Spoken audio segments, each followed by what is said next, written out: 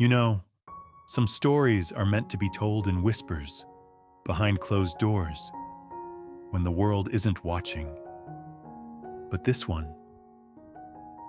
has been eating away at me for months, and I can't keep it inside anymore. It's about love, about desire, about the kind of choices that destroy lives and remake them all at once. It's about Emma Richardson and Professor Daniel Cross, and how two brilliant minds collided in the most devastating way possible. I was there. I saw it all unfold. And let me tell you, what started as innocent admiration in a university lecture hall became something that would shake the very foundations of everything they both believed about right and wrong. Emma Richardson wasn't just another student at Whitmore University. At 22, she carried herself with a confidence that made professors take notice and fellow students either admire or envy her. Her auburn hair caught the afternoon light streaming through the lecture hall windows, and when she spoke, which was often, her voice commanded attention. She was the kind of student who didn't just complete assignments. She challenged them, improved them, made her professors rethink their own understanding. That's exactly what she was doing on that crisp September morning when she first walked into Professor Daniel Cross's advanced literary theory class. Daniel Cross was 31, which made him the youngest tenured professor in the English department. He'd earned his position through sheer brilliance. His dissertation on postmodern narrative structures had been published by Cambridge University Press to critical acclaim. With his dark hair slightly disheveled from running his hands through it while thinking, and those intense green eyes that seemed to see straight through to the heart of any argument. He was exactly the kind of professor students developed crushes on. But Daniel prided himself on his professionalism. In his 4 years at Whitmore, he'd never so much as had coffee with a student outside of office hours. He maintained clear boundaries, treated all students with equal respect and distance, and focused entirely on their intellectual development. Until Emma walked into his classroom that September morning and challenged every assumption he'd ever made about Kafka's The Metamorphosis. "With all due respect, Professor Cross," Emma said, her hand raised confidently, "I think we're missing the most obvious interpretation. Gregor's transformation isn't about alienation or capitalism. It's about liberation." The entire class turned to stare at her. This wasn't how literature discussions typically went in upper-level courses. Students usually agreed with the professor, offered minor variations on established themes, played it safe. Daniel felt something shift in his chest. Not annoyance at being challenged. He welcomed that. But something else. Something that made him look at Emma with new eyes. "Go on," he said, his voice steadier than he felt. "Think about it," Emma continued, leaning forward in her seat. "Gregor spends his entire human life trapped by obligations, supporting his family, working a job he hates, never pursuing his own desires. The transformation doesn't trap him. It frees him from all social expectations. For the first time in his life, he can just be." The silence in the room stretched for several heartbeats. Daniel found himself genuinely considering her perspective, turning it over in his mind like a fascinating puzzle piece that might fit somewhere he'd never thought to look. He paused, meeting her eyes. "That's actually a compelling interpretation. Have you read Morrison's essay on transformative liberation in post-war literature?" "I have," Emma smiled. "But I think she doesn't go far enough." And that's when Daniel Cross made his first mistake. instead of nodding and moving on to the next student. Instead of maintaining the professional distance he'd cultivated so carefully. He smiled back. It was a real smile, not the polite classroom expression he usually wore. It reached his eyes, creating small lines at the corners, and it lingered just a moment too long. Emma felt something flutter in her stomach that had nothing to do with academic excitement. After class, as students filed out discussing the day's reading assignment, Emma lingered. She pretended to organize her notes, but really she was watching Daniel gather his papers, noting how his fingers moved quickly and efficiently, how he absently bit his lower lip when concentrating. "Miss Richardson," Daniel said, looking up to find her still there. "And was there something else about today's discussion you wanted to explore?" The question was innocent enough, but the way he said it, with genuine interest, as if her thoughts mattered beyond their impact on her grade, made Emma's pulse quicken. "Actually, yes," she said, approaching his desk. "I've been thinking about the concept of necessary transformation in literature. How characters sometimes have to lose everything they think defines them to discover who they really are." Daniel set down his papers completely, giving her his full attention. This was dangerous territory, not because of the academic content, but because of the way Emma's eyes lit up when she talked about ideas. The way she gestured with her hands to emphasize points. The way she seemed to lean slightly closer when she was passionate about something. "That's fascinating," he said. "There's actually a whole body of work on transformative identity crisis in modern literature. If you're interested, I could recommend some additional reading." "I'd love that," Emma said quickly. Too quickly, perhaps. Daniel wrote down several titles on a piece of paper, his handwriting neat and precise. As he handed it to her, their fingers brushed for just a moment. Both of them felt it, that small electric shock of connection that happens sometimes between two people. Emma's breath caught slightly. Daniel pulled his hand back as if he'd been burned. "Those should keep you busy," he said, his voice now carefully neutral. "I'll see you next week, Ms. Richardson." Emma nodded, clutching the paper. "Thank you, Professor Cross." As she walked away, Daniel told himself it had been nothing. Just a student with genuine intellectual curiosity, exactly the kind he was meant to encourage. The fact that she was beautiful was irrelevant. The fact that her mind was even more beautiful was, well, that was what teaching was about, wasn't it? Recognizing and nurturing brilliant minds. But as he watched her disappear through the classroom door, Daniel couldn't shake the feeling that he'd just made a mistake he didn't yet understand. Emma, meanwhile, walked across campus with the reading list clutched in her hand like a secret message. She told herself she was excited about the books, about the chance to dive deeper into the theories they'd discussed. She didn't let herself think about the way Professor Cross had looked at her when she'd challenged his interpretation, or the way his eyes had seemed to see something in her that even she hadn't recognized. That night, Emma found herself in the university library until closing time. Not because she needed to research anything specific, but because she couldn't stop thinking about the conversation.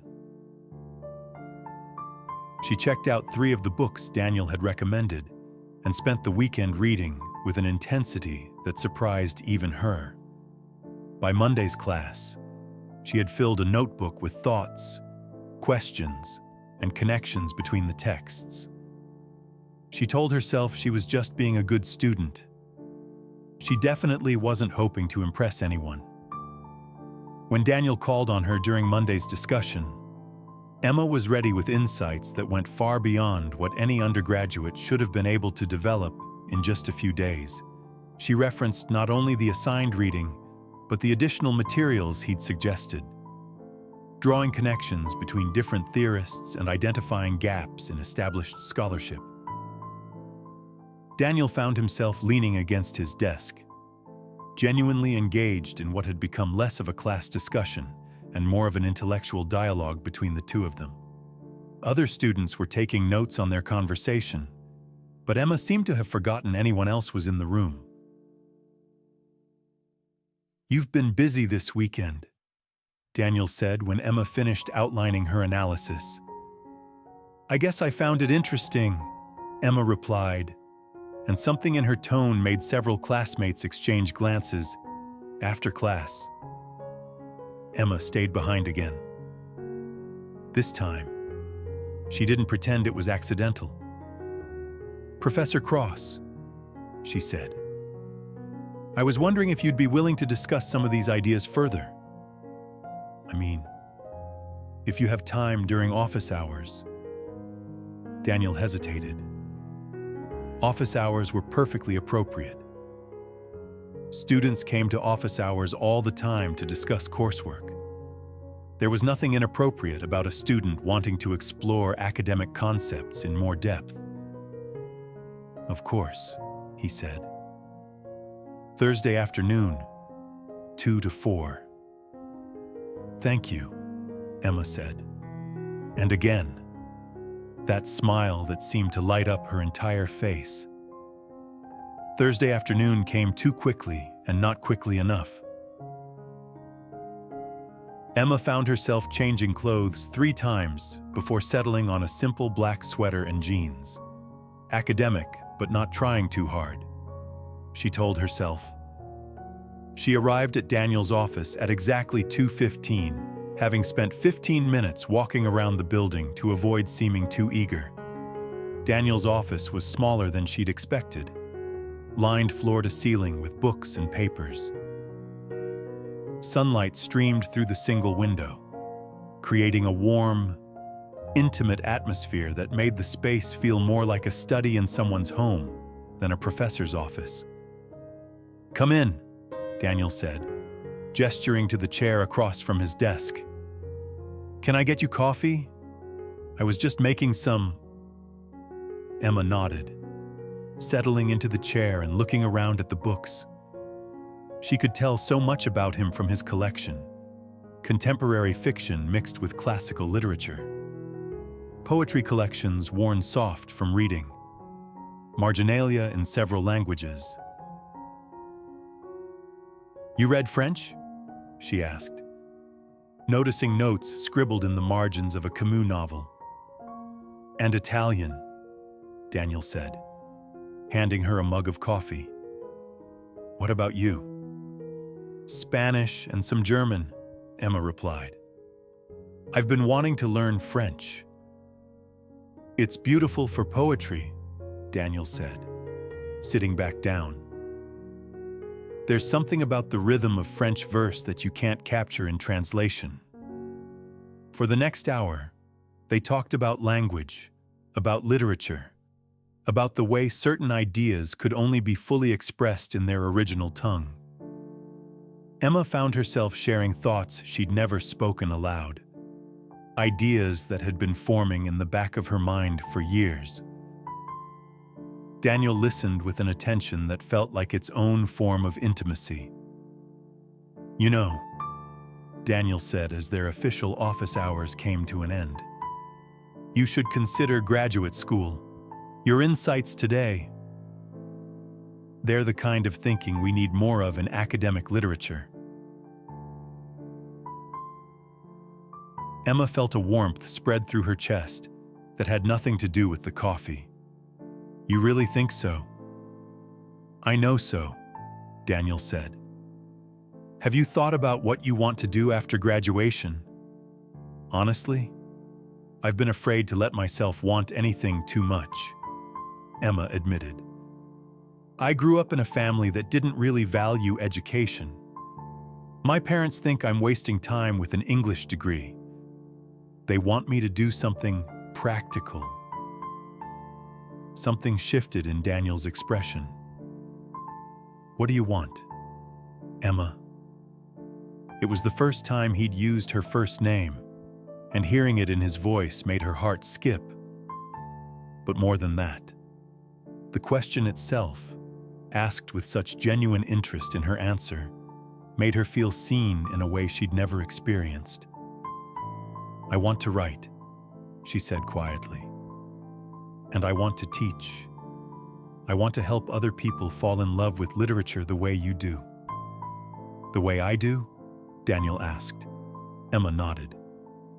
You don't just teach books. You teach us how to see beauty and meaning in places we never thought to look.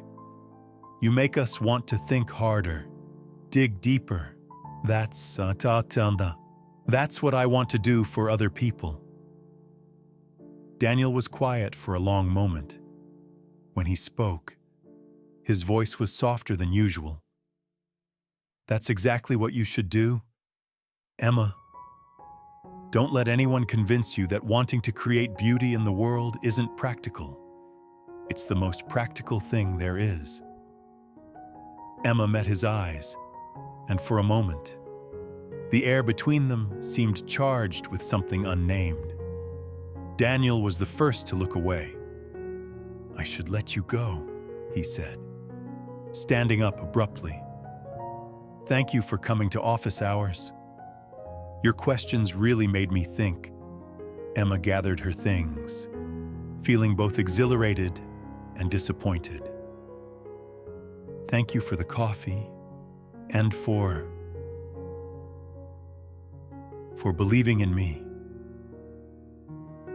You make it easy, Daniel said, and then seemed to realize how that sounded. I mean, your work speaks for itself. Emma smiled, but something in her expression suggested she'd heard what he'd really meant. I'll see you in class, Professor Cross. After she left, Daniel sat in his office for a long time, staring out the window.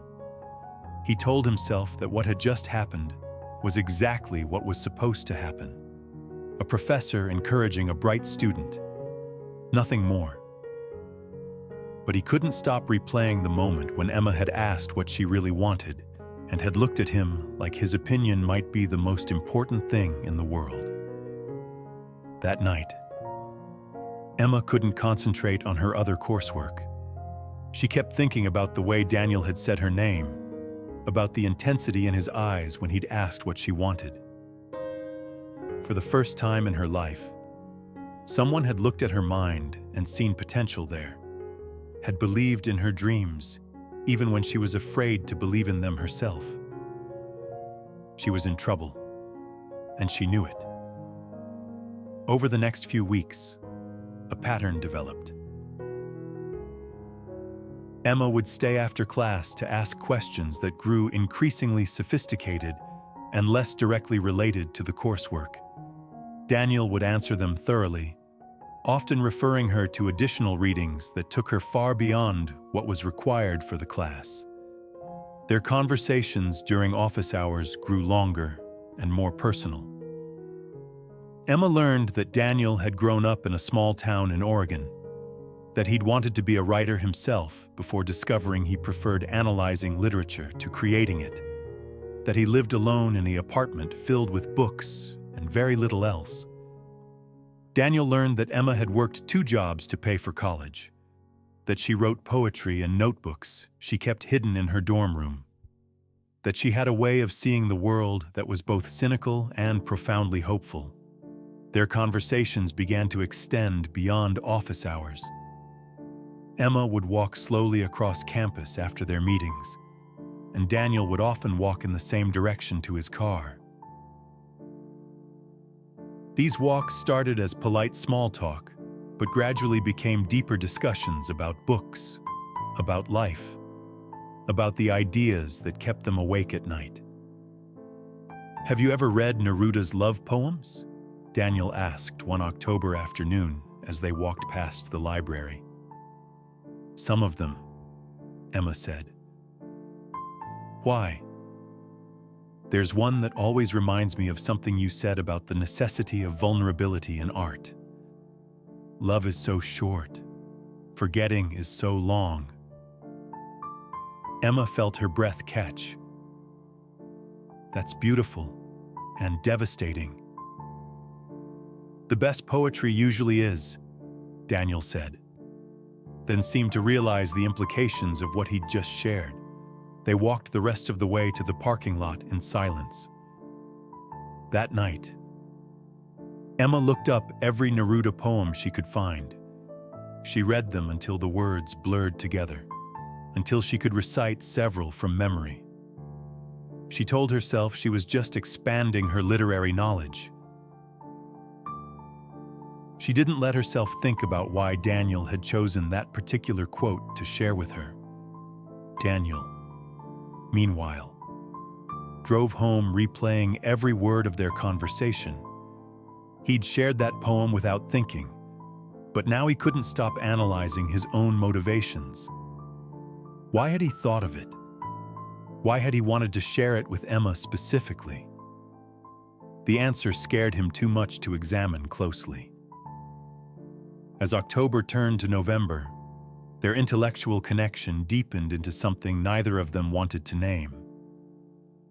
Emma found herself thinking about Daniel at odd moments, wondering what he was reading, what he thought about current events, whether he'd seen the sunset that had made her think of a particular poem they'd discussed.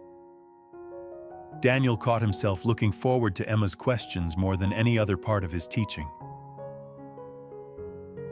Her mind challenged him in ways his colleagues didn't.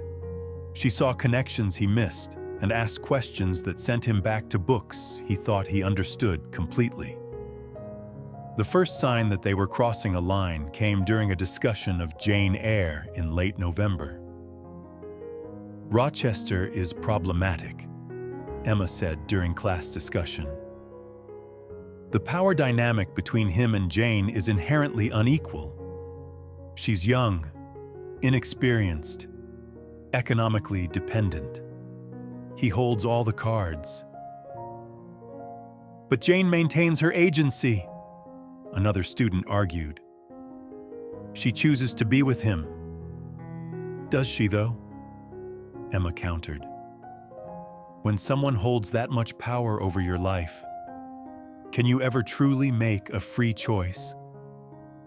Daniel felt something twist in his stomach. The discussion was academic, about fictional characters. But the subtext felt suddenly, dangerously personal. "That's a crucial question," he said carefully. "How do we define consent when power dynamics are involved? Can there ever be true equality between people in inherently unequal positions?" Emma's eyes met his across the classroom, and for a moment, they weren't talking about Jane Eyre anymore. "I think," Emma said slowly, "that awareness of the power dynamic is the first step, acknowledging it, being honest about it. But that doesn't necessarily make the feelings less real." The class continued, but Daniel found it hard to concentrate. After the other students left, Emma approached his desk as she had so many times before. "That was an interesting discussion," she said. "Emma," Daniel said, and his voice carried a warning they both heard. "I know," she said quietly. "I know what you're going to say." "Do you?" Emma stepped closer to his desk. "You're going to tell me that whatever this is between us needs to stop. That you're my professor and I'm your student, and there are rules about these things." Daniel stood up, creating distance between them. There are rules about these things, Emma. Good rules, important rules. I know that, Emma said. But doesn't it matter that I'm graduating in May? Doesn't it matter that I'm 22, not 18? Doesn't it matter that this is real? What's real? Daniel asked, though he already knew the answer. The way you look at me when I'm talking about something I'm passionate about. The way you shared that Neruda poem with me. The way we both stay after class even when we don't have anything academic to discuss. Daniel closed his eyes. Emma, you don't understand what you're asking. I'm not asking for anything, Emma said. I'm just telling you that I see you, really see you. And I think you see me too. When Daniel opened his eyes, Emma was standing right in front of his desk, close enough that he could smell her perfume, something light and floral that he'd started to associate with the way his heart sped up when she entered the room. This can't happen, he said, but his voice lacked conviction. It already is happening, Emma said softly. And that's when Daniel made his second mistake. Instead of stepping back, instead of maintaining the professional distance he'd worked so hard to preserve, he reached out and touched her hand. It was just for a moment, just his fingers brushing across her knuckles, but it felt like crossing a bridge they could never uncross. Emma's breath caught. Daniel's thumb traced across her fingers once before he pulled his hand away. I need you to leave, he said, his voice rough. Emma nodded, gathering her things with shaking hands. At the door, she turned back.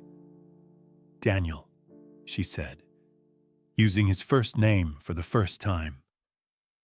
This isn't going away. After she left, Daniel sank into his chair and put his head in his hands. He was 31 years old, a respected professor with a promising career ahead of him. He'd worked too hard to get where he was to throw it all away for a student. No matter how brilliant, no matter how beautiful, no matter how much she made him feel alive in ways he'd forgotten were possible. But Emma was right about one thing. This wasn't going away. That night, Emma couldn't sleep. She kept replaying the moment when Daniel had touched her hand, the way his eyes had looked when she'd said his name. She knew she was playing with fire, knew that whatever was happening between them could destroy both their futures. But she also knew that some things were worth the risk. The line crossed. The next 2 weeks were torture for both of them. Emma continued to attend class, continued to participate in discussions.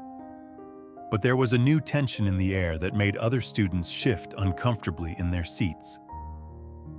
Daniel found himself avoiding eye contact with Emma, calling on other students even when her hand was raised, ending class precisely on time instead of letting discussions run over.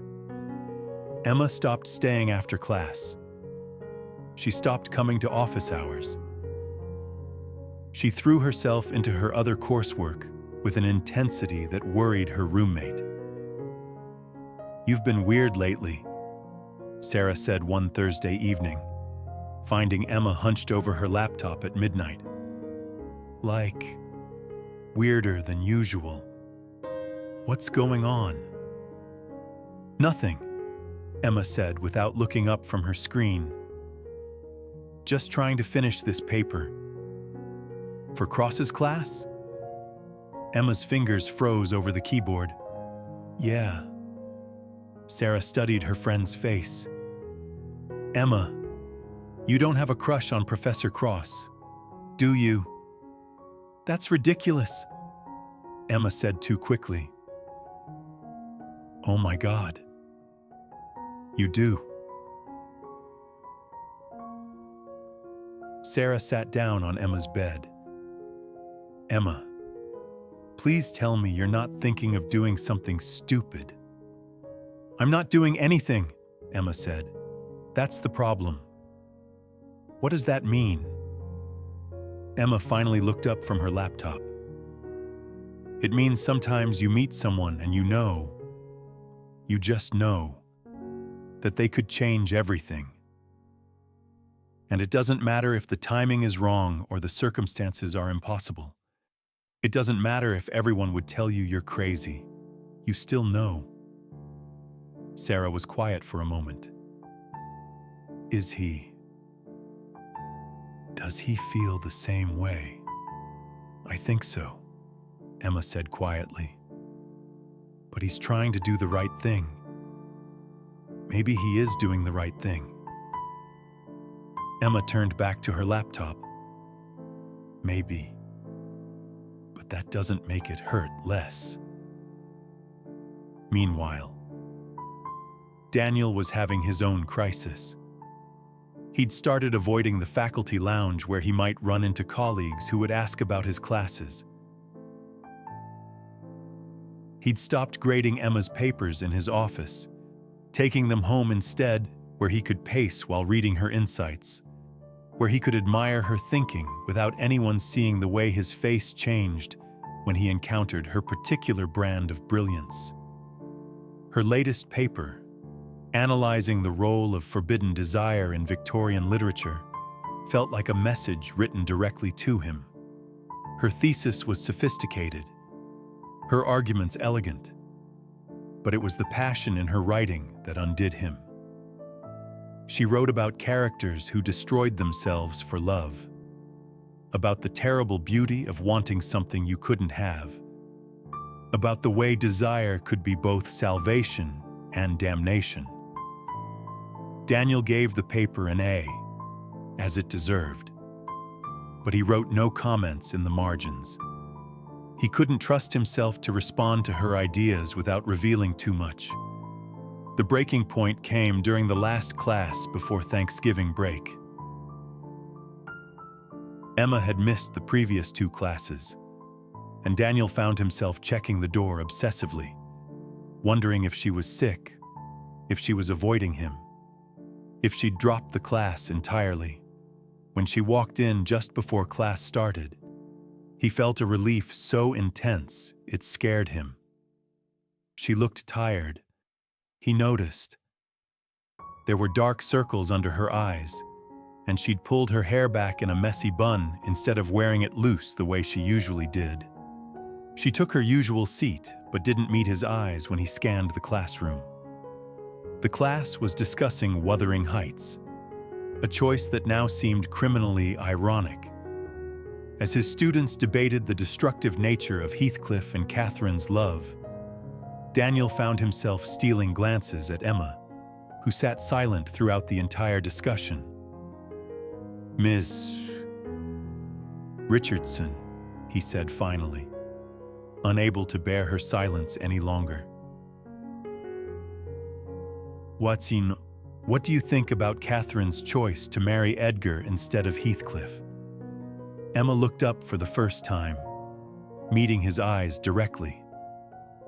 "I think she was a coward," she said simply. The bluntness of her response surprised the other students. Emma usually offered nuanced analyses, complex interpretations that took multiple perspectives into account. "Care to elaborate?" Daniel asked. "She knew who she loved," Emma said, her voice steady. "She knew what her heart wanted, but she chose safety over passion, social acceptance over truth, and in the end, it destroyed everyone." "But the social constraints were real," another student argued. "Catherine couldn't just ignore the expectations of her time period." Emma finally looked away from Daniel. "Sometimes the price of conforming to expectations is higher than the price of breaking them." The class ended in an unusual silence. as students packed up their things, chattering about Thanksgiving plans and upcoming exams. Emma gathered her materials slowly. Daniel knew she was waiting for the room to empty, knew he should leave before they were alone again. Instead, he stayed. "Emma," he said when the last student had left. "I know," she said without turning around. "I know I shouldn't have said that." It was a perfectly valid interpretation of the text. Emma laughed, but there was no humor in it. "We both know I wasn't talking about the text." Daniel moved closer, against every instinct of self-preservation he possessed. "Emma, look at me." She turned, and he saw that her eyes were bright with unshed tears. "I can't do this anymore," she said. "I can't sit in this room and pretend that I don't care about you. I can't pretend that every time you look at me, my heart doesn't stop. I can't pretend that I don't go to sleep thinking about conversations we haven't had yet, and wake up looking forward to seeing you." Daniel felt something break apart in his chest. "Emma." "I know it's impossible," she continued. "I know all the reasons why it can't work. I know about your career and the rules and what people would say. But I also know that what I feel for you is real, and I think you feel it too." Daniel looked at her standing there, brave and vulnerable and more beautiful than anyone had a right to be, and felt his carefully constructed resolve crumble. "I do," he said quietly. "Feel it too." Emma's breath caught. "Daniel. God. Emma. Do you have any idea what you're asking of me?" "I'm not asking anything," she said, stepping closer. "I'm just telling you the truth." They were standing close enough now that Daniel could see the flecks of gold in her brown eyes, could count the freckles across her nose that makeup didn't quite cover. "If we do this," he said, "there's no going back. If anyone finds out, I know. I could lose my job. You could lose your scholarship. I know. It would have to be a secret. We couldn't tell anyone. Couldn't act any differently in public. It would be complicated and difficult, and probably painful." "I know," Emma said again, and then, more softly, "But it would be real." Daniel reached up and touched her face, his thumb brushing across her cheekbone. Emma closed her eyes and leaned into his touch. "This is crazy," he whispered. "I know," she whispered back, opening her eyes to meet his. "Do it anyway." And then Daniel Cross, who had spent his entire adult life making careful, rational decisions, who had built his career on logic and analysis and critical thinking, threw caution to the wind and kissed his student. It was soft at first, tentative, as if he was giving both of them a chance to come to their senses and pull away.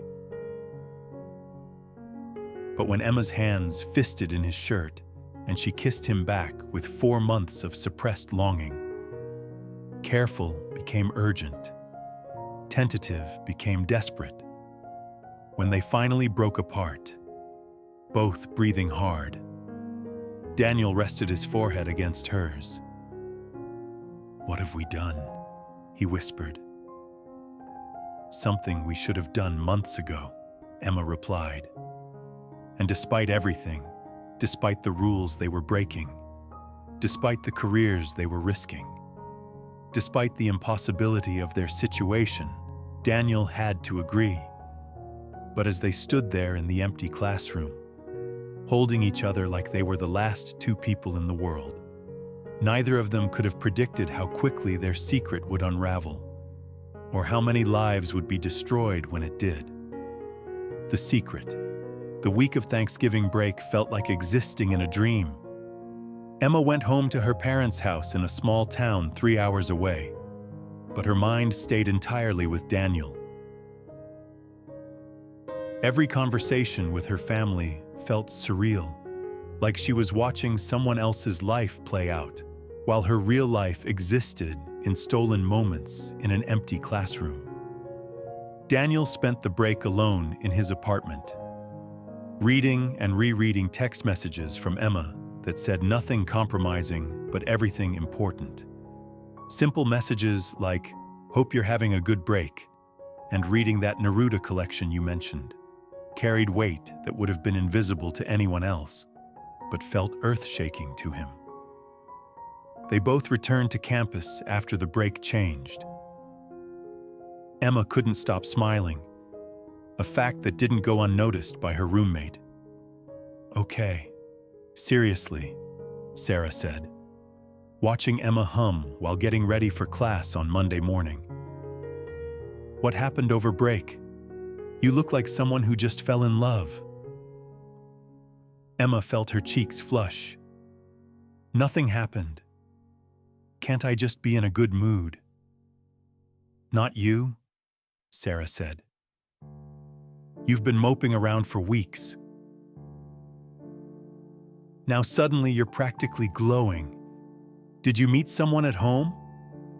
"Something like that," Emma said, which was technically true. The first class back was agony and ecstasy combined. Emma sat in her usual seat, but every time she looked at Daniel, she remembered the feeling of his hands in her hair, the way he'd whispered her name against her lips. Daniel found it nearly impossible to concentrate on his lecture, hyper-aware of Emma's presence in ways that made him stumble over words he'd spoken hundreds of times. After class, Emma lingered, as had become their tradition. But this time, when the room emptied, Daniel locked the door. "We can't keep doing this here," he said, even as he pulled her into his arms. "It's too risky." "I know," Emma said, but she was already kissing him. And Daniel found his resolve dissolving as it always did when she was close.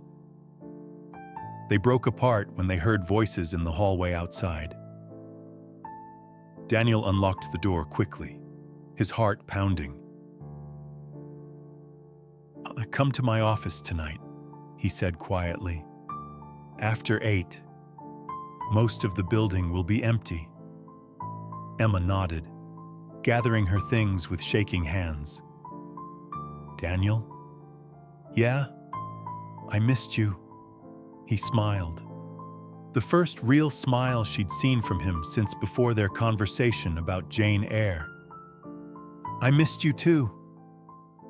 That night, Emma made her way to the humanities building with a mixture of excitement and terror.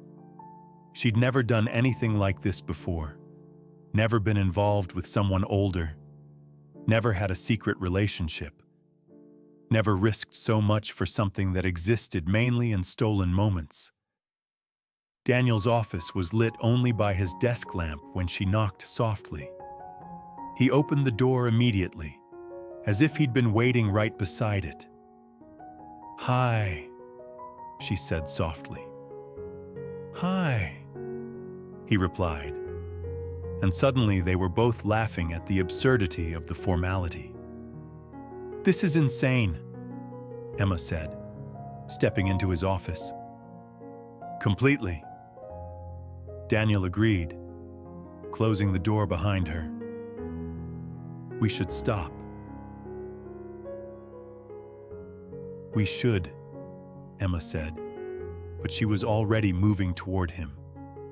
This time, when they kissed, there was less desperation and more tenderness. They had time here, privacy. the luxury of taking things slowly. "Tell me about your family," Daniel said eventually, as they sat together in his office chair.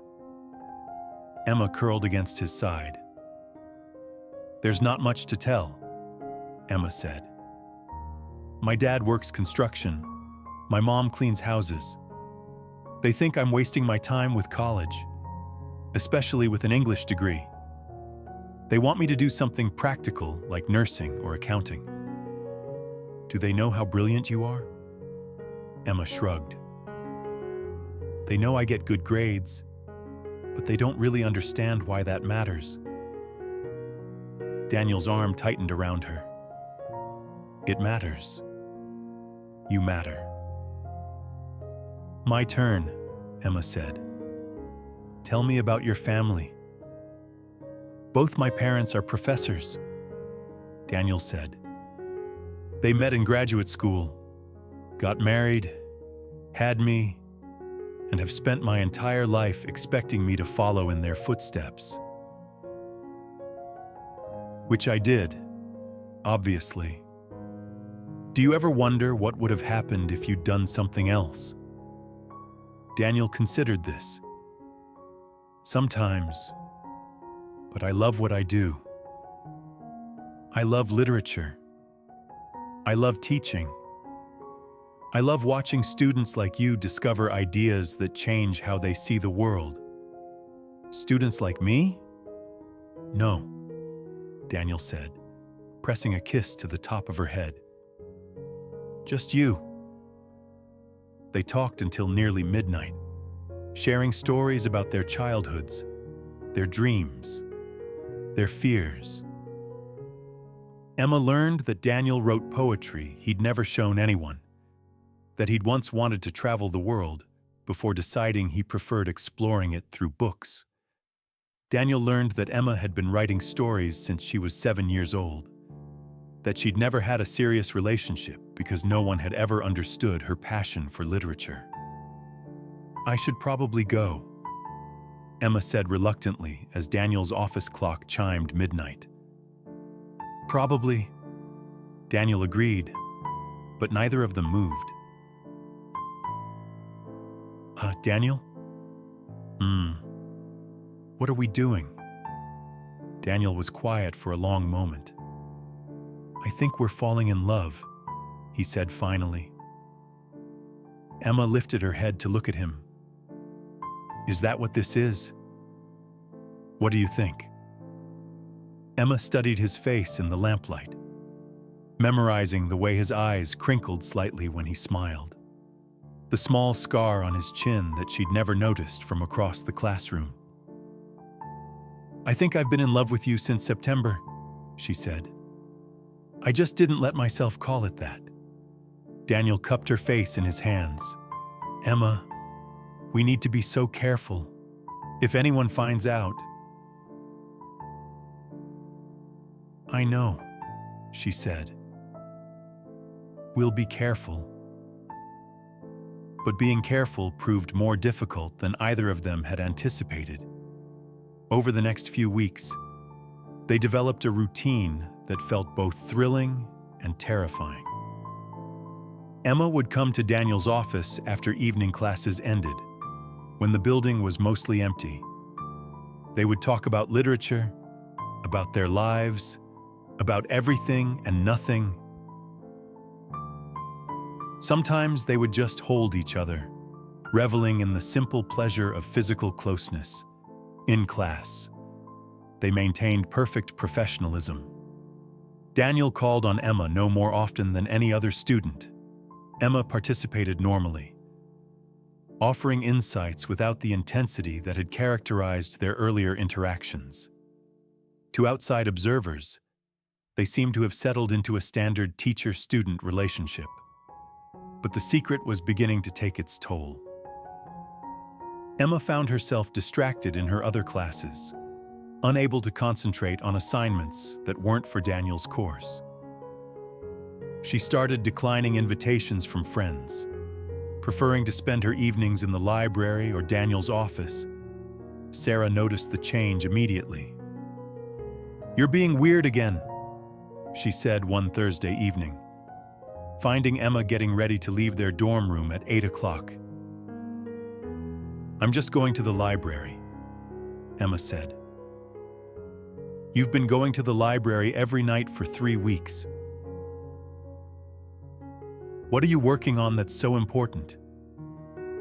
"Just research for Cross's final paper," Emma said, which was partially true. Sarah studied her friend's face. "Emma, are you sure there's nothing going on with Professor Cross?" Emma felt her heart skip. "What do you mean?" "I mean the way you've been acting lately. Secretive, distracted, but also, I don't know, happier? Like you've got some kind of secret." "You're imagining things," Emma said, but she could hear the falseness in her own voice. "Am I? Because if something is going on—" "Nothing's going on," Emma said firmly. "I need to go. I'll see you later." She left before Sarah could ask any more questions, but the conversation stayed with her as she walked across campus. Were they that obvious? Had other people noticed changes in her behavior? When she reached Daniel's office, she found him pacing. "We need to talk," he said as soon as she walked in. Emma's heart sank. "What's wrong?" "Doctor, Harrison asked me today if I was feeling all right. She said I seemed distracted lately, not quite myself. Dr. Harrison was the department chair, a sharp woman in her 60s who noticed everything." "What did you tell her?" "That I'd been working on a new research project. But Emma, if people are starting to notice changes in my behavior—" Emma sank into the chair across from his desk. "Sarah's been asking questions too. She thinks something's going on." Daniel ran his hands through his hair. "Maybe we should stop before this goes any further." The words hit Emma like a physical blow. "Do you want to stop?" "No," Daniel said immediately. "God, no. But I want to protect you. I want to protect both of us."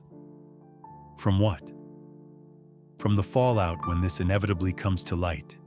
Because it will, Emma. Secrets like this don't stay secret forever, especially in a place like this." Emma stood up and moved around the desk to where Daniel was standing. "Look at me," she said. When he met her eyes, she continued, "I know the risks. I've known them from the beginning, and I'm telling you that whatever happens, being with you is worth it." "Emma."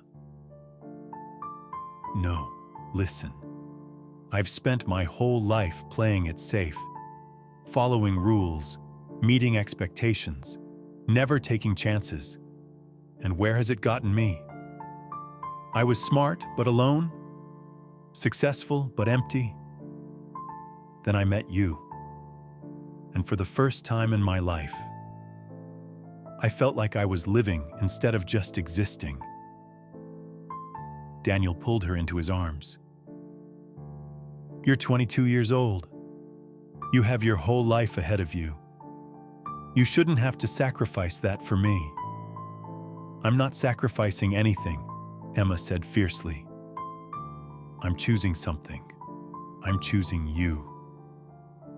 They held each other in the quiet of his office, both knowing that the conversation had solved nothing but had somehow made everything more intense. They were past the point of rational decision-making, past the point where either of them could simply walk away.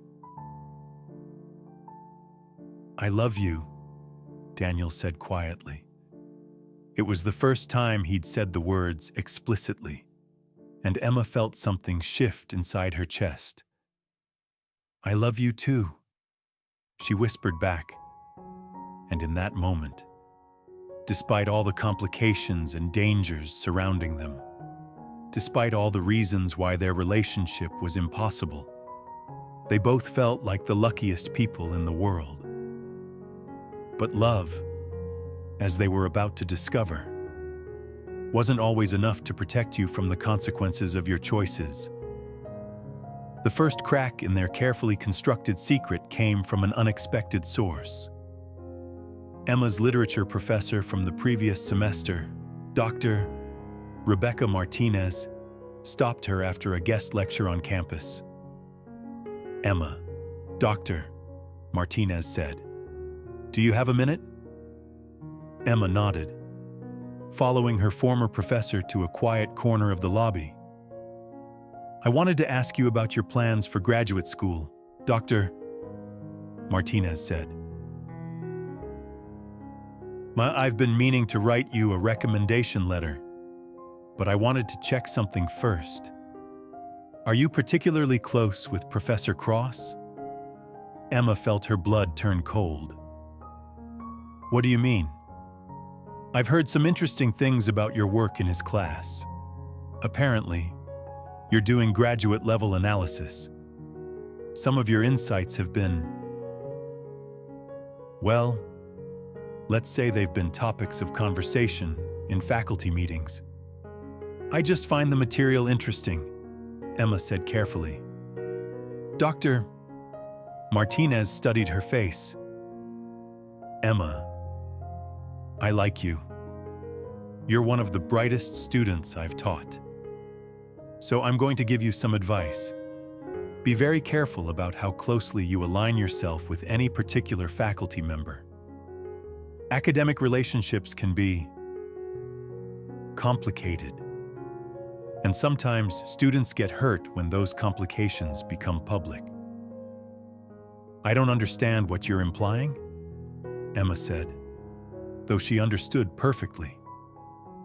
"I'm not implying anything," Dr. Martinez said gently.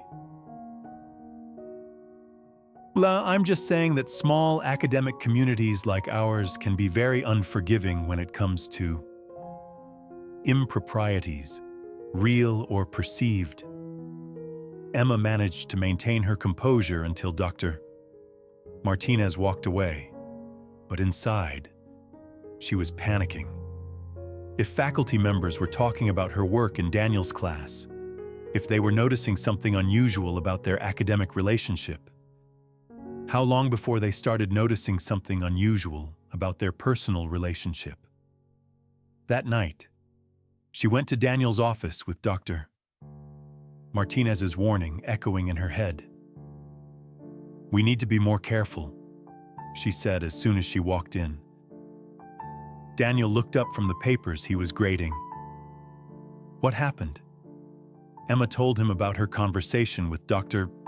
Martinez, watching Daniel's expression grow increasingly grave.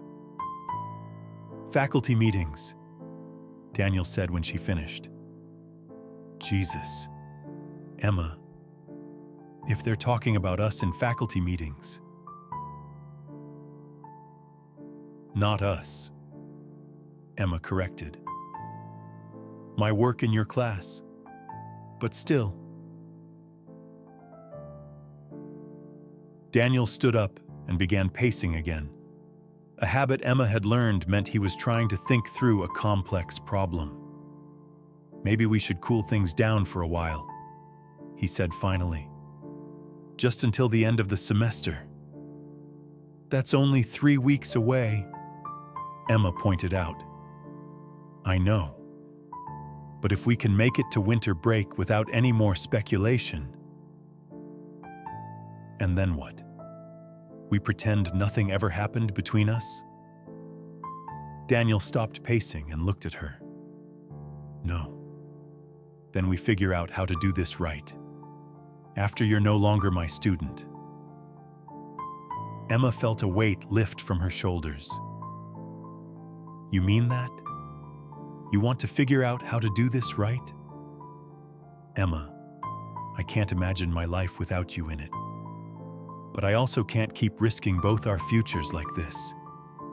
They spent the rest of the evening planning how to make it through the final 3 weeks of the semester. No more evening meetings in his office. No more lingering after class. Emma would attend his office hours only if she had genuine academic questions. And only when other students were present. It was a sound plan. It might have worked. But 2 days later, everything fell apart. Emma was walking across campus after her Thursday afternoon psychology class when she heard someone call her name. She turned to see Michael Chen, a graduate student in the English department who sometimes helped with undergraduate courses. "Hey, Emma," Michael said, catching up to her. "Can I ask you something?" "Sure," Emma said, though something in his tone made her wary. "Are you sleeping with Professor Cross?" The question hit her like a slap. Emma felt the blood drain from her face, but she forced herself to maintain eye contact. "That's an incredibly inappropriate question," she said. "Maybe," Michael said. "But it's one people are starting to ask. You're in his office all the time. You stay after his classes. Other students have noticed the way he looks at you." "Professor Cross is my thesis advisor," Emma lied. "Of course I meet with him regularly." "Is he? Because I heard Dr. Harrison say yesterday that Cross told her he wasn't taking on any thesis advisees this year." Emma felt the ground shift beneath her feet. Daniel had never mentioned being her thesis advisor to anyone else because he wasn't. She'd just invented that lie on the spot, and now it was falling apart immediately. "I don't know what you think you know," Emma said, "but you're wrong." Michael stepped closer, lowering his voice. "Look, I don't care what you do in your personal life, but if something is going on between you two, you should know that people are talking. And if the wrong people start asking the right questions..." "Are you threatening me?" "I'm warning you," Michael said. "Because I like you, and I don't want to see you get hurt. But Emma, if this comes out, you're not the one who's going to suffer most. Professor Cross could lose his job. His career would be over." After Michael walked away, Emma stood frozen in the middle of campus. Students streaming around her like water around a stone. The secret that had felt so precious, so protected, was apparently visible to half the university. She needed to find Daniel immediately. But when she reached the humanities building, she found Daniel's office dark and locked. According to the schedule posted on his door, he was teaching a graduate seminar until 6 o'clock. Emma spent the next 2 hours in the library, trying to focus on her other coursework, but mostly just watching the clock. At 6:15, she practically ran back to Daniel's office. She found him gathering his things, clearly preparing to leave for the day. "Daniel," she said breathlessly, "we have a problem." He looked up, taking in her panicked expression. "What's wrong?" Emma quickly told him about her conversation with Michael, watching Daniel's face grow pale. "People are talking," she finished. "Students, maybe faculty. They know something's going on." Daniel sank into his desk chair. "How is that possible? We've been so careful." Apparently not careful enough. They sat in silence for several minutes, the weight of their situation settling around them like a suffocating blanket. "We have to stop," Daniel said finally. completely. No more meetings, no more contact outside of class. We have to pretend there's nothing between us. For how long? Until people stop talking. Until the speculation dies down. Emma felt tears prick her eyes. And what if it doesn't die down? What if people keep watching us? Keep looking for signs? Daniel didn't answer, which was answer enough. This isn't fair, Emma said. And now she was crying openly. We haven't done anything wrong. We love each other. Emma. Daniel started to reach for her, then caught himself and pulled his hand back. Don't, Emma said, seeing the gesture. But I don't touch me and then pretend you don't want to. Don't tell me you love me and then act like we're strangers. What do you want me to do? Daniel asked, his voice breaking. Risk both our futures for a relationship that might not even survive all this scrutiny. I want you to fight for us, Emma said. I want you to believe that what we have is worth the risk. And I want to protect you, Daniel replied. Even if that means protecting you from me. Emma stood up, wiping her eyes. You know what, Daniel? You don't get to make that decision for me. I'm not a child who needs protecting. I'm a woman who loves you, and I'm capable of deciding what risks I'm willing to take. Emma, please. No, Emma said, heading for the door. You want to pretend there's nothing between us? Fine. Consider it done. She left Daniel's office knowing it might be the last time she ever went there as anything other than a student. But as she walked across campus in the December cold, Emma realized that giving up their relationship might not be enough to protect them. Because Michael had been right about one thing. If the rumors were already circulating, if people were already watching them, then the damage might already be done. And neither of them could have predicted that the worst was yet to come. The unraveling Emma kept her word. For the final 2 weeks of the semester, she treated Daniel like any other professor. She attended his classes, participated normally in discussions, and submitted her final paper through the regular channels. She didn't stay after class, didn't go to his office, didn't even make eye contact with him unless absolutely necessary. It was the most difficult thing she'd ever done.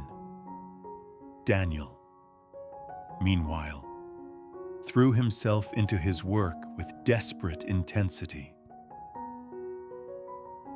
He graded papers with obsessive thoroughness, prepared lectures that went far beyond what was necessary, and spent long hours in his office working on research that didn't require his immediate attention.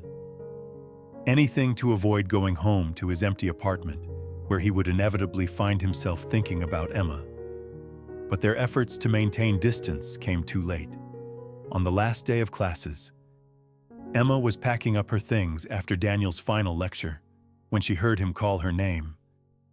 Ms. Richardson, could I see you for a moment? Emma's heart jumped. But when she approached his desk, Daniel's expression was carefully neutral. I wanted to return your final paper, he said, handing her a manila envelope. Excellent work, as always. Thank you, Emma said formally. Also, Daniel continued, I wanted to let you know that Dr. Harrison has asked to meet with you. Something about your graduate school applications. Emma felt a chill run down her spine. When? Tomorrow morning, 9 o'clock. Her office. Emma nodded, not trusting herself to speak. As she turned to leave, Daniel called her name again, quietly this time. "Emma." She turned back, and for just a moment, his professional mask slipped. She saw the exhaustion in his eyes, the pain he'd been hiding behind careful formality. "Be careful tomorrow," he said. That night, Emma barely slept. She lay in her dorm room staring at the ceiling, trying to imagine what Dr. Harrison might want to discuss. Graduate school applications seemed like a thin excuse for a meeting, especially since Emma had already submitted all her materials months ago. Sarah noticed her roommate's distress. "Are you okay? You look like you're about to throw up." "I'm fine," Emma said automatically. "You're not fine. You haven't been fine for weeks. Emma, whatever's going on, you can tell me."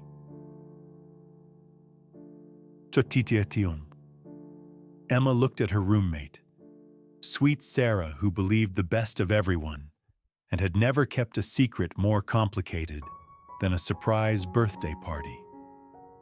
How could she explain that she'd spent the last 3 months in love with her professor? How could she explain that she might be about to destroy both their futures? "I can't," Emma said quietly. "I'm sorry, but I can't."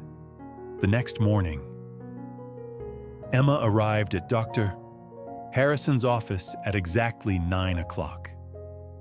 The department chair was a formidable woman in her early 60s, with silver hair pulled back in a severe bun and eyes that seemed to see everything.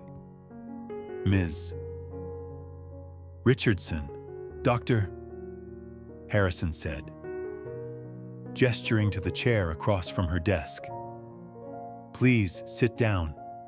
Emma sat, trying to project calm confidence despite the fact that her hands were shaking. "I wanted to discuss your academic progress, Dr. Harrison began.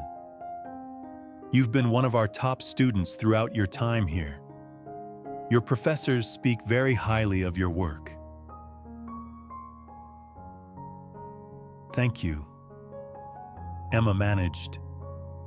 "Professor Cross, in particular, has mentioned your exceptional performance in his advanced literary theory course." Emma's heart began to race, but she kept her expression neutral. Dr.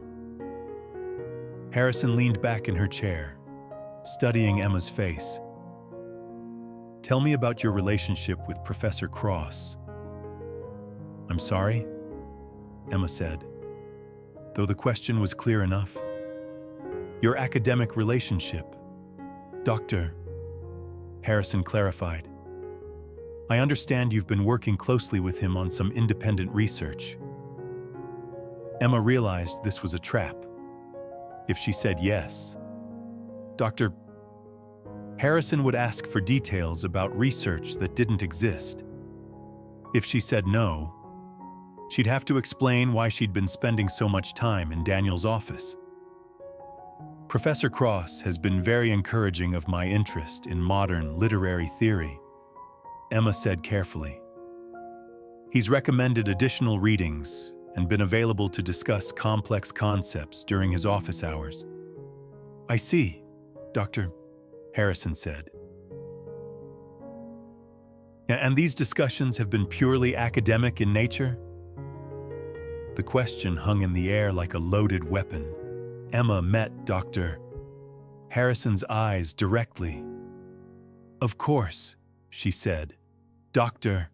Harrison was quiet for a long moment, her fingers steepled in front of her. When she spoke again, her voice was gentle but firm. "Ms. Richardson, I'm going to be very direct with you.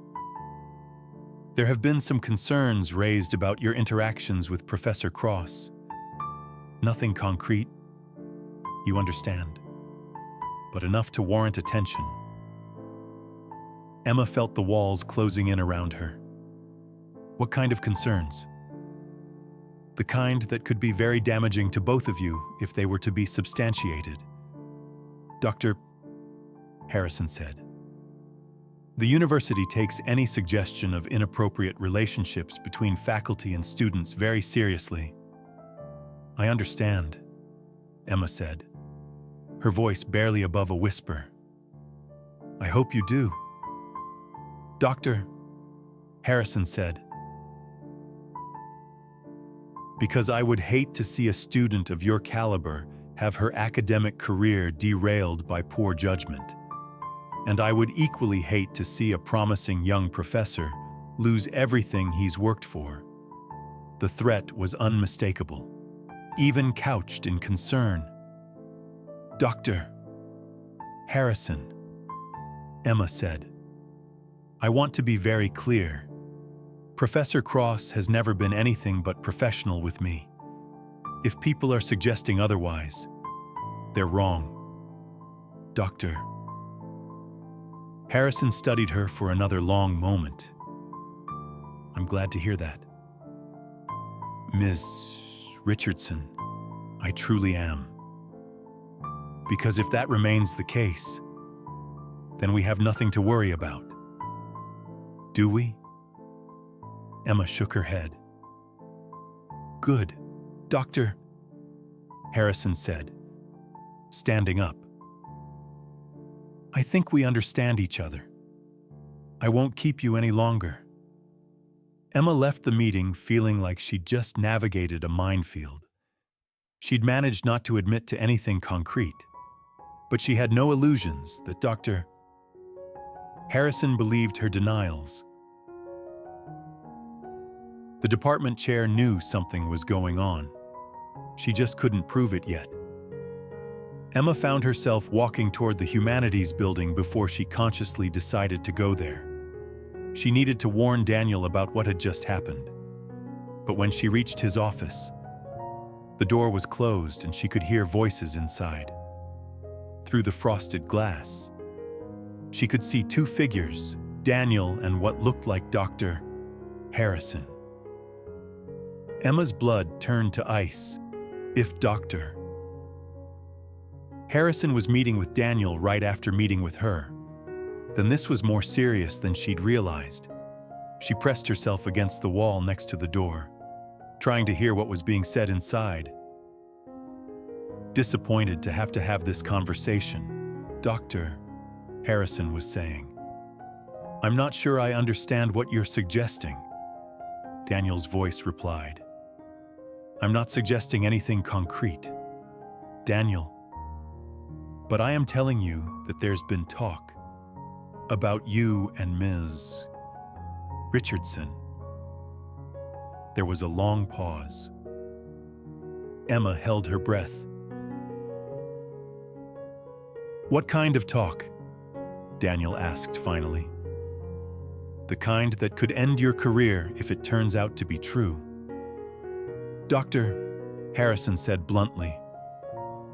Students spending unusual amounts of time in your office, lingering after classes. Behavior that suggests something beyond a normal academic relationship. Dr. Harrison, I can assure you that my relationship with Ms. Richardson has been entirely professional. I hope that's true. Daniel, I really do, because you're a valuable member of this department, and I would hate to see you throw your future away for a student. Emma heard a chair creak, suggesting someone was standing up. I want to be very clear about something, Dr. Harrison continued. Any inappropriate relationship between faculty and students is grounds for immediate termination. No second chances, no warnings. If I find out that anything unprofessional has occurred between you and Ms. Richardson, or any student for that matter, your employment here will be terminated immediately. I understand, Daniel said. "I hope you do, because I'll be watching this situation very carefully from now on." Emma heard footsteps approaching the door and quickly moved away, ducking into an empty classroom just as Dr. Harrison emerged from Daniel's office. She waited until she was sure Dr. Harrison was gone before approaching Daniel's office again. She knocked softly. "Come in," Daniel called. When Emma entered, she found Daniel sitting at his desk with his head in his hands. "Emma," he said, looking up. "You can't be here." "I know about the meeting," Emma said quickly. "I was outside. I heard some of it." Daniel's face went pale. "You heard?" "Enough. Daniel, what are we going to do?" "We're going to do nothing," Daniel said firmly. "We're going to stay away from each other completely. No contact, no meetings, nothing that could be construed as inappropriate." "For how long?" "Forever, Emma. This is over." The words hit her like a physical blow. "You don't mean that." "I do," Daniel said, though his voice lacked conviction. "I can't lose my job. I won't lose my job. Not for this." Emma felt something break inside her chest. "Not for this? Not for us? You mean?" "Emma, please try to understand." "I understand perfectly," Emma said, backing toward the door. "I understand that when it came down to choosing between your career and me, there was no choice at all. That's not fair, isn't it?" Emma asked. "You told me you loved me. You said you couldn't imagine your life without me. But the moment things got difficult, the moment loving me became inconvenient, you're ready to throw it all away. I'm trying to protect both of us." "No," Emma said, tears streaming down her face. "You're trying to protect yourself. And you know what? Maybe you should. Maybe Dr. Harrison is right. Maybe I'm just a student who isn't worth risking anything for." "Emma, you know that's not true." But Emma was already gone, leaving Daniel alone in his office with the echo of her words and the terrible knowledge that she might be right. That night, Emma lay in her dorm room and cried until she had no tears left. Sarah tried to comfort her, but Emma couldn't explain what was wrong without revealing everything. Meanwhile, Daniel sat in his apartment, staring at his phone and fighting the urge to call Emma, to text her, to drive to her dorm and beg her to forgive him. But Dr. Harrison's words echoed in his head. Immediate termination. No second chances. He'd worked too hard to get where he was to throw it all away now. Hadn't he? But as the night wore on, Daniel found himself questioning whether his career would mean anything without Emma in his life. He'd told her he couldn't imagine his future without her. And that had been true. So why was he so willing to accept a future that looked exactly like that? The answer, he realized with growing dread, was that he was a coward. And by the time he came to that realization, it might already be too late to do anything about it. Because across campus, Emma was making a decision that would change everything for both of them. She was going to transfer schools. If staying at Whitmore meant pretending Daniel meant nothing to her, if it meant watching him teach other students while she sat silent in the back row, if it meant living with the constant reminder of what they'd almost had, then she couldn't stay. Emma had always been strong enough to make hard choices, and sometimes the strongest choice was knowing when to walk away. But what Emma didn't know, as she fell asleep that night planning her escape, was that someone else had been listening outside Daniel's office that afternoon. Someone who had heard enough to put together the pieces of their story. Someone who was about to make sure their secret became very, very public. The explosion. Michael Chen had suspected something was going on between Emma Richardson and Professor Cross for weeks, but he hadn't been sure until he overheard Dr. Harrison's conversation with Daniel, standing in the hallway outside the office, ostensibly reviewing notes for his graduate seminar. Michael had heard enough to confirm his suspicions. More importantly, he'd seen Emma lurking outside the office, clearly eavesdropping on the same conversation. Michael wasn't a vindictive person by nature, but he was ambitious. He was a third-year graduate student desperately competing for limited funding and faculty attention.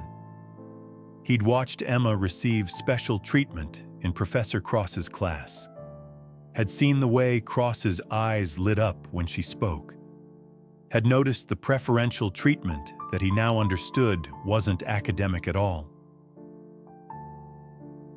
And if Emma Richardson had been getting advantages through an inappropriate relationship with a faculty member, then Michael wanted someone to know about it. That evening, Michael composed a careful email to Dr. Harrison. He didn't make any direct accusations. He was too smart for that. Instead, he simply reported what he'd observed: unusual patterns of behavior, lengthy private meetings, and what appeared to be personal rather than academic interactions. He sent the email at midnight, then went to bed feeling like he'd done the right thing. Dr. Harrison received the email first thing Monday morning. She read it twice, her expression growing grimmer with each word. Michael's observations, combined with her own suspicions and the interviews she'd conducted with Emma and Daniel, painted a picture she could no longer ignore. She called Michael into her office that afternoon. "Mr.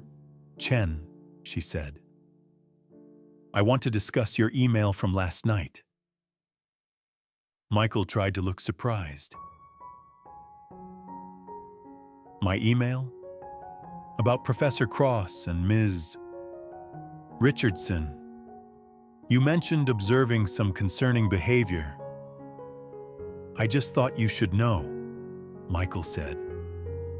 "I mean, if there's nothing going on, then there's nothing to worry about, right, Dr. Harrison studied him for a moment. Michael was ambitious, she knew, but he wasn't usually petty.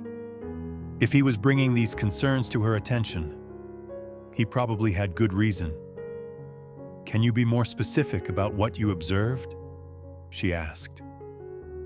Michael detailed his observations: Emma's frequent visits to Daniel's office, the way they looked at each other in class, conversations he'd overheard that seemed more personal than professional. "And yesterday," Michael added, "I saw Ms. Richardson outside Professor Cross's office when you were meeting with him. She seemed to be listening to your conversation, Dr." Harrison felt a cold anger settle in her stomach. If Emma had been eavesdropping on a confidential meeting, it suggested a level of involvement that went far beyond appropriate boundaries. "Thank you for bringing this to my attention, Dr. Harrison said. "I'll handle it from here." After Michael left, Dr. Harrison sat in her office considering her options. She could continue to rely on suspicion and circumstantial evidence, hoping the problem would resolve itself. Or she could take more direct action. She chose direct action. That afternoon, Dr. Harrison called Emma into her office again.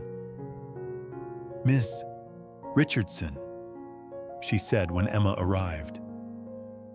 "We need to have another conversation." Emma sat down, her heart already racing.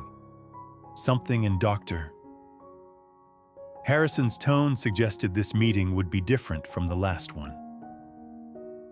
"I have some additional information about your relationship with Professor Cross." "Dr. Harrison said without preamble. "Information that suggests you weren't entirely truthful with me yesterday." Emma felt the blood drain from her face, but she forced herself to remain calm. "I don't know what you mean." "I have a witness who saw you eavesdropping on my private conversation with Professor Cross yesterday afternoon." Emma's carefully constructed composure crumbled. I wasn't eavesdropping. I was just..." "You were just what, Ms. Richardson?" Emma realized she had no good answer. Any explanation would only make things worse. "I'm going to ask you one more time." "Dr.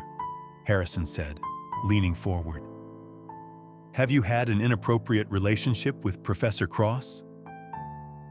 Emma met Dr. Harrison's eyes and made a decision that surprised them both. "Yes," she said quietly. Dr. Harrison had been expecting continued denials. The simple admission caught her off guard. "Yes," she repeated. "Yes," Emma said more firmly. "I've been in a relationship with Professor Cross. A romantic relationship." "For how long?" "Since late November, Dr. Harrison was quiet for a long moment, processing this confession. "Ms.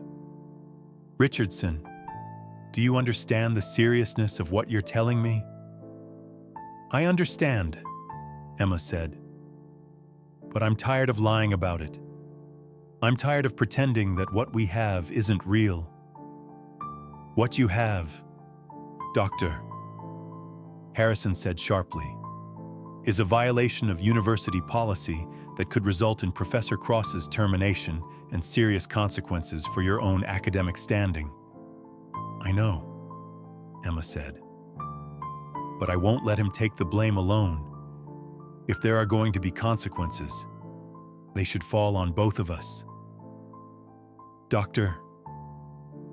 Harrison studied Emma's face, seeing a determination that hadn't been there in their previous meeting. "Mrs. Richardson, I want you to think very carefully about what you're saying. Once I file a formal complaint, there's no taking it back. Professor Cross's career could be over." "His career is going to be over anyway, isn't it?" Emma asked. "You've already made up your mind. You just needed someone to confirm your suspicions." Dr. Harrison didn't deny it.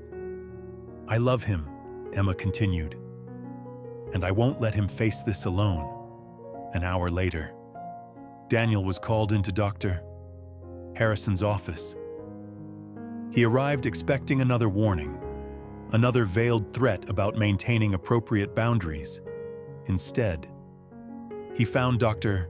Harrison sitting behind her desk with a formal complaint form partially filled out in front of her. "Professor Cross," she said. "Please sit down." Daniel sat, his eyes fixed on the complaint form. "Ms. Richardson has made some very serious admissions about your relationship," Dr. Harrison said. "Admissions that contradict the assurances you gave me yesterday." Daniel's heart stopped. "What did she tell you?" "She told me the truth," Dr. Harrison said. "About your romantic relationship, about the inappropriate nature of your interactions." about the violation of university policy that you've both been engaging in. Daniel felt the world tilt around him. Emma had confessed. After everything they'd discussed about keeping their secret, about protecting both their futures, Emma had told Dr. Harrison everything. "Professor Cross, Dr. Harrison said. "Do you have anything to say?" Daniel looked up at her, seeing his career ending in real time. "What happens now?" "Now, we follow university protocol." Dr. Harrison said, "There will be a formal investigation. You'll be suspended pending the outcome. If the allegations are substantiated, your employment will be terminated. And Emma, Ms. Richardson will face academic discipline. Given that she's graduating in May, she'll likely be allowed to complete her degree, but her graduate school applications may be affected." Daniel closed his eyes. This was exactly what he'd been trying to prevent. "Dr. Harrison," he said, "I want to be very clear about something. If there was an inappropriate relationship, the responsibility lies entirely with me. Emma was my student. I was in a position of authority. Any blame should fall on me alone."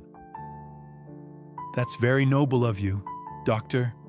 Harrison said. "But Ms. Richardson made it clear that the relationship was consensual and mutual. She's accepting responsibility for her part in this." After Daniel left Dr. Harrison's office, he walked across campus in a daze. Everything he'd worked for, everything he'd built, was crumbling around him. But more than that, he was devastated by Emma's decision to confess. He couldn't understand why she'd destroyed both their futures when they'd been so close to making it through the semester safely. He found Emma in the library, sitting alone at a table in the back corner. When she saw him approaching, she closed her book and looked up at him with red-rimmed eyes. "Why?" Daniel asked, sitting across from her. "Because I was tired of being ashamed of loving you," Emma said simply. "Emma, do you realize what you've done? They're going to fire me. Your graduate school applications." "I know," Emma said. "I know all of that." "Then why?" Emma was quiet for a moment, choosing her words carefully. "Do you remember what you told me about Catherine in Wuthering Heights?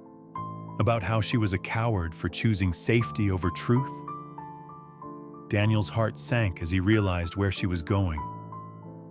"I couldn't be Catherine," Emma continued. "I couldn't spend the rest of my life knowing that I chose the safe path over the honest one. I couldn't pretend that loving you was something to be ashamed of. Even if it costs us everything?" "Even then," Emma said. "Because at least now we're being honest about who we are and what we mean to each other." Daniel reached across the table and took her hand, not caring who might see them. "Emma, I'm so sorry. I should have been braver. I should have fought for us instead of trying to hide." "We both made choices," Emma said. "But I'd rather face the consequences honestly than live a lie."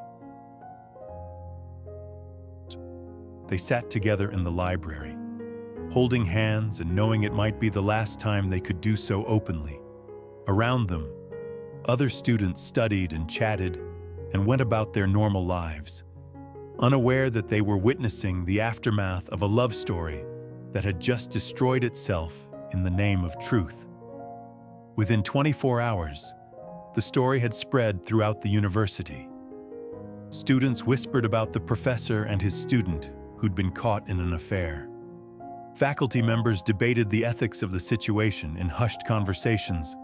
The campus newspaper began investigating, smelling a scandal that would make for compelling headlines. Emma found herself the subject of stares and whispers wherever she went. Some students looked at her with admiration for her honesty, others with judgment for her choices. Her phone buzzed constantly with texts from classmates wanting details, from reporters requesting interviews, from friends expressing support or disapproval. Sarah confronted her that evening in their dorm room. "Is it true?" she asked. "About you and Professor Cross?" Emma nodded, too exhausted to deny it anymore. "Oh, Emma," Sarah said, sinking onto her bed. "How could you not tell me?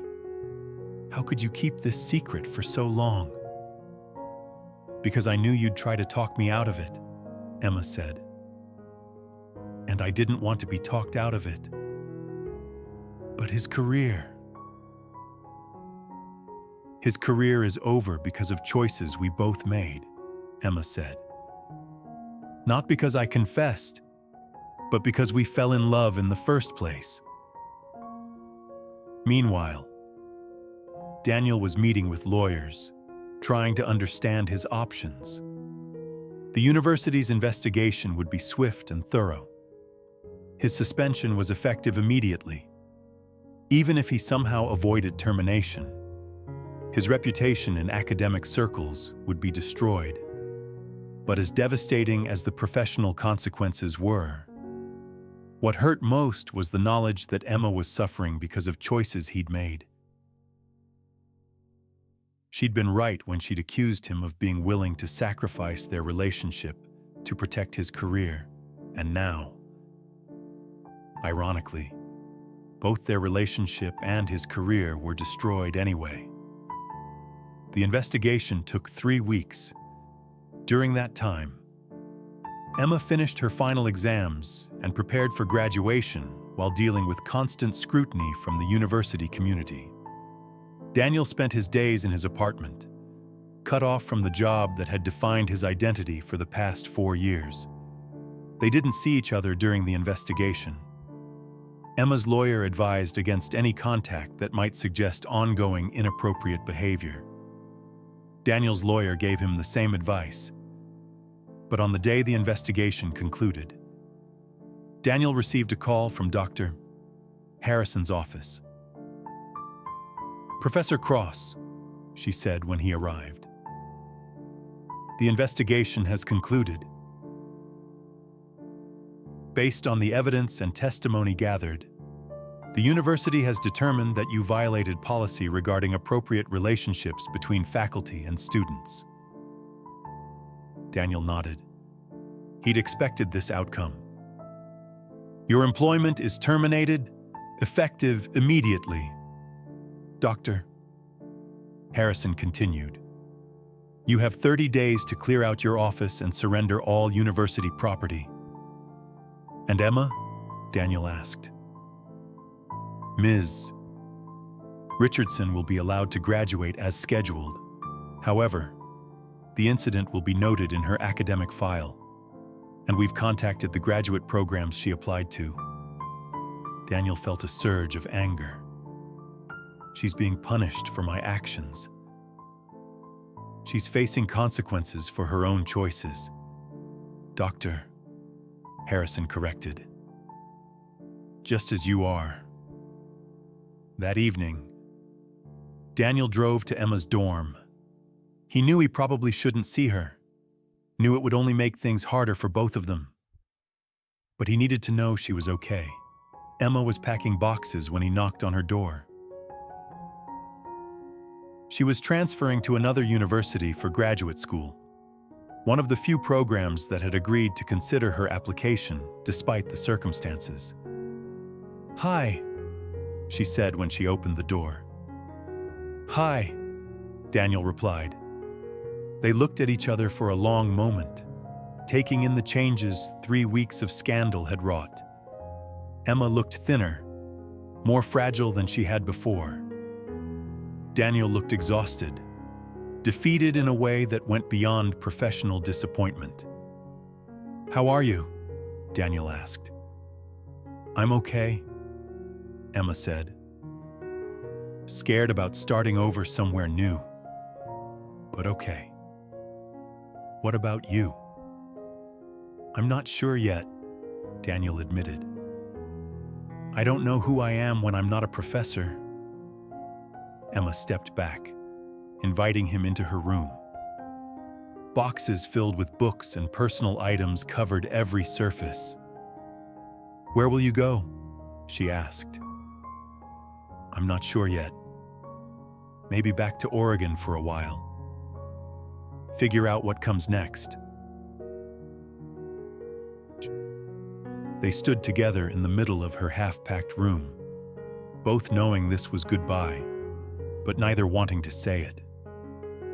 "Emma," Daniel said finally, "I need you to know something. I don't regret loving you.